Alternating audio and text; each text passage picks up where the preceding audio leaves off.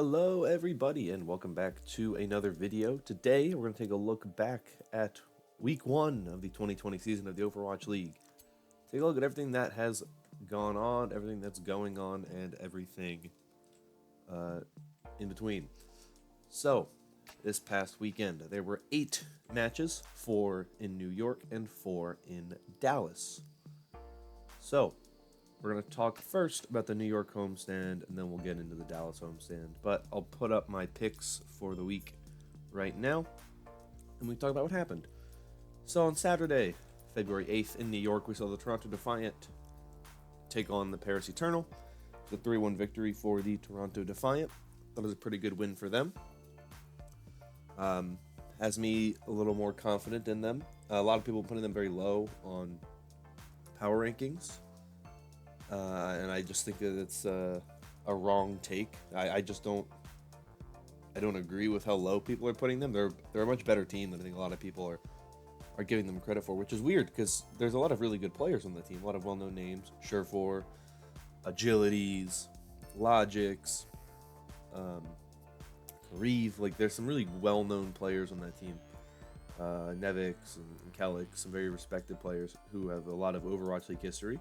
Yes, you have a rookie in Beast, and that's definitely kind of the big question mark they have for the players on the team, but I thought they played very well. I thought they've looked very good in terms of just what they were doing in the offseason. I really like this team, and I think that their win was a really big win, and I thought it was a good showing from them. So Paris, I don't think looked bad in the game. I think Paris is a team that is only going to get better as players become of age. I don't think they play another game before Handbin comes back. So I think the next time they play, they'll have Handbins. They'll have a flex tank because Paris is running double main tanks, and it just didn't look very good a lot of the time. Now it was a little different when they played London, but we'll talk about that here in a little bit. But they were running double main tanks, and I wasn't a huge fan of the way it was working because they didn't have the flexibility that having a flex tank gives them. Because you can still run double main tank with a flex tank and then switch over, which is we saw the Gladiators do that, I believe, and I think we saw the Valiant do that against the Fuel. So it's definitely something that's doable and it's something you can do, but I think it's a little more weak than running a Diva Ryan or something like that. So we'll see what Paris starts to do as their team switches up a little bit and as they get new players to play. But for now, it wasn't an awful showing for them against the Defiant, and then they beat the Spitfire. So all in all, not a horrible weekend for them, but we'll get there in a little bit. Next is New York Excelsior taking on the London Spitfire. I think that one was a lot closer than a lot of people anticipated, but ultimately, it was still a pretty dominant win from NYXL. It was a 3-1 win, and it was the kind of thing where map 1, it was pretty close. London won it. Map 2 was pretty close. New York won it. And then maps 3 and map 4 just kind of got increasingly more in New York's favor. I think they said the fact that they were a little bit of jitters for them playing in front of the New York crowd for the first time. But it was a good win for them. Who Are You looked very good. Hotba looked very good. They're 2 big new additions in the offseason. So 2 players who I think we'll see a lot of. Who Are You? I'm pretty sure played every map throughout the series, if I am not mistaken. So that says a lot about who they have faith in. I think Who Are You is a player who, I believe Wolf touched upon this. The thing with Who Are You is, like, we haven't seen Who Are You play, like, really get to play DPS heroes on a big stage in almost 3 years, because he played in Apex Season 2, I believe, and then was benched, then was playing Brig and Goats, and now is back to being able to play DPS, and I think we're finally seeing, once again, how good Who Are You is, especially on heroes like Genji, and on heroes like Pharah. We didn't really see a ton of them on Pharah, but those are the kinds of heroes we're going to start seeing more of him playing. And they still have Libero, who didn't get any playtime, who can still do a lot of those things as well, but who are used very, very good. He brings something to this team, a very like explosive, flashy DPS player that they haven't had. SBB obviously in season 1 had a lot of those big plays on Tracer, and that's still there. I can tell you that much. But there's a lot of other heroes that Who Are You has that are very explosive that SBB doesn't have. So you have some very, very, very good players now. And I think this is a really good Excelsior roster based on what we saw. I thought they looked very, very good. As we move on to Sunday for the New York Homestand, the Paris Eternal beat the London Spitfire. The Paris Eternal looked much better. It was a clean 3-0. It wasn't even a close series. It was pretty one-sided. There was a couple maps, or one map that London looked like they maybe could have won, but they were unable to. The Paris Eternal looked very good for what they have. And I don't know if it says more about Paris looking good or London looking not so good, because London didn't play poorly against New York by any means, but they just did not play well against Paris. XZ for Paris, for Paris is very, very good. He looked incredible, and he was doing a lot that just dominated the Spitfire. They didn't really have an answer for it, and I think that we're gonna have to see what happens over time for the London Spitfire. But I wasn't super impressed with what I saw against Paris. They looked pretty good against New York, but what they ran against Paris was much, much, much, much worse than what they ran against New York. And I don't really know if it's just Paris's style, if Paris really just kind of nailed what London was, and figured it out very quickly and knew what they were going to run. But I think Paris is definitely going to get better, and I think Paris is a team I may have rated too low based on what I saw. Because if they can dominate a team like London, who, granted, I rated pretty low as well, but if they can dominate a team like London the way they did without their full roster, that's pretty impressive. So I like what Paris did in that match, and I thought it was pretty impressive. But we'll have to see more from them. But I was pleasantly surprised by how good they looked. Finally, to close out the New York homestand was the NYXL taking on the Boston Uprising. This is another rout. NYXL dominated the Boston Uprising 3-0. Was not a close series at all at any point. The Uprising look like the team at the bottom of the table. They look like a team that has a lot of work to do. They look like a team that is going to be taking some time before they really get up to the top of the table, if they even ever get up to the top of the table.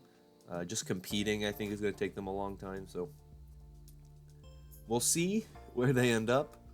But I'm not super confident in this team. Just because they just looked weak. Swimmer was a player who had some good positioning and some good overall play, but his beat timings were really off. They were way too early. They didn't run a flex tank. They were running double main tank with fusions and Axiom. They didn't even put in Brussen or Muffin. And I just kind of look at this Boston team and I just say, what are they doing? They were kind of handicapping themselves, and New York just took advantage of that. And Sabiobi played this match, and he absolutely dominated. So, the Uprising, I think, have some room to grow, and they have a lot of things they need to fix. So we'll see how this strategy that they have does going forward, if they're going to stick to this strategy of just kind of having diamonds in the rough, or if we're going to see them adapt more and start going for big name players in the off season or even during the season, because I think this Uprising team is still lacking a little bit in some of what they need. Moving on to the Dallas homestand, though. On Saturday, it opened up with the LA Gladiators taking on the Vancouver Titans. It was a close one. It was 3-2. It was my big pick game for the Dallas homestand. I also should have mentioned that I got my big pick wrong for the New York homestand because it was London versus Paris, and I picked London, but that is what it is. The Dallas homestand big pick was Titans versus Gladiators. Titans won that one 3-2. I didn't get to watch much of this game. It's the only game really that I didn't see like any of. So I just have to kind of go based off of what I've been told and what I saw. I heard it was pretty close. Obviously 3-2. I think that one of the biggest problems I heard that the Titans had was that Fissure was dying a lot early, which I'm not surprised is happening early in the season. I think that's something that'll be fixed. I think they're still a really good team. I think the Titans are a top 5 team, and I think a lot of people have been sleeping on them. I think a lot of people have been doubting them because, oh, the synergy is gone. But I think you develop synergy just by playing. So you give this team time to develop synergy. Fissure is going to make this team better, I think, long term, because he's a better main tank than what they had, and I think you just have to play around him and learn. Now, the main problem I think that people have is less so that, and more so what if Fissure just leaves and decides to retire and quit on the team, which is obviously a possibility that could happen. I don't think it will, but it could happen, and that's something to make note of, that there is a chance that Fissure just retires and they don't have a backup to fill in for him if that happens. So I get it, but I don't really think it's that big of an issue. I think that the Gladiators have some room to improve. Their DPS line is really what worries me the most, but I didn't see much of it. I also thought it was very weird that they played mostly LH Cloudy and like no OG. But that's just strange to me, seeing as OG is a big signing and LH Cloudy is a fine player, but he's not. I wouldn't have expected him to play that much. So we'll see what happens, I guess. With this team, it's kind of weird, but only time will tell what happens with these two teams. Second game for Saturday was the LA Valiant taking on the Dallas Fuel. The LA Valiant winning that match, which I said could happen when I made my picks, but I ultimately picked Dallas because I felt that they were at home, they were the stronger roster. I no longer think they're the stronger roster. I think that I rated the Valiant too low. I don't think I rated the Fuel too high. I just think I rated the Valiant too low. And I think that the biggest disappointing thing from that match really was just the Dallas Fuel won the first map and then just got completely shut down from there on out. And the Valiant looked pretty good in that match. They didn't look very good in their second match, but they looked pretty good in the match against Dallas. KSP in particular looked very good. Gig looked a little off, but that's something that I think will improve over time. And the Fuel, they're doing a lot of weird switches. They're putting in Gamsu, they're putting in Trill, they're putting in No, they're making double main tank compositions, they're doing single tank compositions, they're just switching between Gamsu and Trill, and it's just weird. I don't really understand why and what they're doing. It's just weird to me. But Decay and Doha look very good, and I think that they will really be the biggest part of this team in terms of helping them potentially win the whole thing, because they have a lot of talent, those two players in particular. And I thought that they were the best part of the Fuel the entire weekend. So, yeah, the Fuel didn't really impress me very much. But moving on to Sunday, the Vancouver Titans beat the Valiant 3-0, not even a close match. Blizzard World was a pretty close map, but the Valiant were unable to win it. The Titans were just that good, and they really stopped the Valiant. Titans are still a very good team. They're still really scary, and I really like what they've done. As much as I hate saying good things about the Vancouver Titans because they were just so dominant last season for most of the season, they've really done a whole lot to improve their team, and I think that they're going to be one of the best teams this season. I know I said that already, but really, people are sleeping on them. People underrated them, I think. I even may have underrated them. Like, this looks to be, once again, potentially a top 3 team. We haven't seen Atlanta yet. We haven't seen Shanghai yet. I don't even know when we're going to see Shanghai because I don't know how they're doing these make-up matches for the games that were supposed to be played in Shanghai. But we see Atlanta next week, or this week, I guess, technically. And we'll see how Atlanta looks, but Shanghai is really the team I'm looking forward to seeing. And then we can see really where the Vancouver Titans kind of belong in that power rankings discussion. But I really do think the Titans are really good, and there's nothing really slowing them down. I bought in too much to all the people who were complaining about the main tank thing, when really the Vancouver Titans are better than everybody else. They may even be better than New York. They're that good. Final game was the San Francisco Shock taking on the Dallas Fuel. It was a 3-1, which I guess was decent. The Dallas Fuel almost won the first map, so who knows? It could have been a 3-2. It was very close for the first map, but after that, I'm pretty sure it was, and they won another map. But I'm pretty sure after that, it was pretty one-sided for the Fuel, or for the Shock. The Shock had Architect on Flex support, and I still don't know why. I don't know if it was just Violet couldn't play, or if they just decided Architect would play. I saw they had like a 24-hour notice that it was going to happen, so I don't know, but he played very well, and I think that's what matters the most. The Shock still look very good. They still look like a dominant team. They still look like a top team in the league, and I'm interested to see where they go from here, because I think that they are looking pretty good. And overall, I thought that they still look to be the top team in the league, because they still have so much that they can do with all of their players. They can switch between them. When you have Striker and Sinatra, that alone is really dangerous. Ooh, that was bad. It alone is really dangerous, but you can then pair in Rascal and even Architect, and this is just such a good team. And they showed it against the Dallas Fuel. But overall, I thought it was a pretty good opening weekend. Obviously, there were some production issues that plagued the league, but as a whole, I thought it was a solid weekend. I went 6-2 in picks, 1-1 for the big picks. I thought New York was the team that impressed me the most throughout the weekend. They obviously, it's hard to say a lot of things, if only because some teams only played one game, like San Francisco only played once, Toronto only played once, and Vancouver played twice, and New York played twice, and Paris and London, and the Valiant and the Fuel played twice. But the only teams that went 2-0 were the Excelsior and the Titans, which isn't really that surprising. And then the Defiant and the Shock both went 1-0 +2, so it's a little hard to say exactly. But I thought the Excelsior looked good. I think they looked like a team that has more flexibility than they've had in the past, and I was really impressed by them, not just as a New York fan.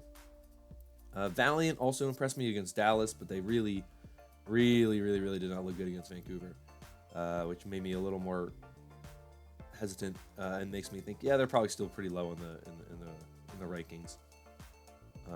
Maybe a little higher than 19, but still pretty low. Probably like a 15, somewhere around that. But overall, I thought it was pretty good. I thought most of the games went about how I would have expected them to go. The Eternal, though, was a bit of a surprise. I thought that the Spitfire were definitely the better pick, just based on the way they played against New York, and the way that Paris played against Toronto. It looked like London was going to be the better team. So, I mean, even before that, I just thought London had the better chance, but clearly I was wrong. So, I admit and own up to my mistakes. There's some standings. I'm not going to show them yet, just because they're pretty simple, and not every team has played yet, so it doesn't really matter, and it's week 1. But I thought it was a pretty good week. Next weekend is Philadelphia and Shanghai. The Philadelphia matches I know are happening. Shanghai's matches I don't believe are happening. I don't know what their plans are for making up these matches. I think it's kind of a problem that they're just deciding to not do anything for these matches. They're not going to play them online, or they're not going to play them outside of China. They just canceled the games, and we're just not going to see them. So we're not going to see Seoul, Hangzhou, or Chengdu, or Shanghai until who knows when. Guangzhou would then be the team that would be supposed to play the following weekend, and we won't see them either. So I don't know when we're going to see all these teams play. Week 4 was supposed to be in Hangzhou, so there's a lot of teams who might not even play until week 5 when it goes to Seoul. So we might not. So like Hangzhou, Chengdu, Seoul, Guangzhou, we may not see them until then, and that would also be like the next time we'd see the Gladiators. It's all really weird, and I'm really confused as to what their plan is, because if they just delay all these games, it's gonna take forever. But we'll have to wait and see what happens. I have no idea what their plan is, and I'm just gonna let them announce that when they announce it. But that's everything I have for you today. Let me know your thoughts in the comments down below. If you enjoyed, consider liking and subscribing. But I'm gonna get out of here. Just thank you once again, and I'll see you all next time. Bye bye.